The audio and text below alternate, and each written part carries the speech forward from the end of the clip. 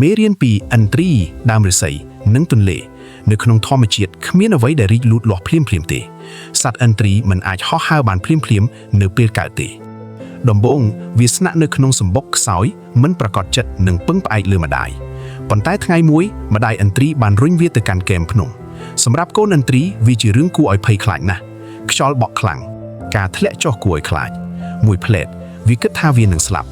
ប៉ុន្តែក្នុងពេលធ្លាក់ចុះអ្វីមួយអស្ចារ្យបានកើតឡើង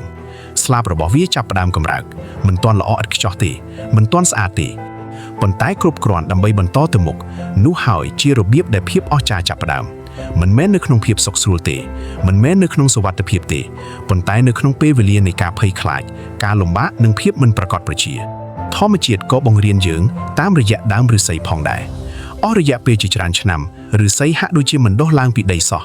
មនុស្សជាច្រើនអាចគិតថាវាខ្សោយឬគ្មានប្រយោជន៍ប៉ុន្តែក្រោមដីឫសរបស់វាកំពុងរីកសាយកាន់តែជ្រៅនិងរឹងមាំរាល់ថ្ងៃ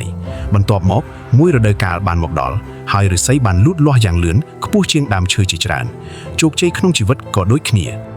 ពេលខ្លះការរីកចម្រើនរបស់អ្នកមើលមិនឃើញពេលខ្លះមនុស្សមិនឃើញការខិតខំរបស់អ្នកពេលខ្លះអ្នកមានអារម្មណ៍ថាត្រូវបានទុកចោលពីក្រោយប៉ុន្តែការរីកចម្រើនដែលលាក់ខ្លួនក៏នៅតែជាការរីកចម្រើនដែរសូម្បីតែទន្លេក៏បង្រៀនប្រាជ្ញាដល់យើងផងដែរទន្លេមិនដែលឈប់ហូរទេព្រោះមានថ្មមកកាត់រាំងផ្លូវវាគ្រាន់តែស្វែងរកផ្លូវថ្មីដើម្បីហូរជុំវិញប៉ុណ្ណោះនោះហើយគឺភាពអត់ធ្មត់និងការមិនចុះចាញ់ជីវិតនឹងផ្ដល់ឧបសគ្គមនុស្សអាចសង្ស័យលើអ្នកបរាជ័យអាចមករកអ្នកច្រើនជាងម្ដងប៉ុន្តែសូមចងចាំថាឥន្ទ្រីអាចហោះហើរបានព្រោះវាហ៊ានធ្លាក់ឫស្សីអាចឈរខ្ពស់បានព្រោះវាចំណាយពេលបង្កើតឫស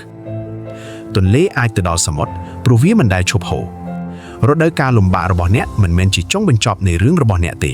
វាអាចគ្រាន់តែជាធម្មជាតិកំពុងរៀបចំអ្នកសម្រាប់ការហោះហើរខ្ពស់បំផុតរបស់អ្នក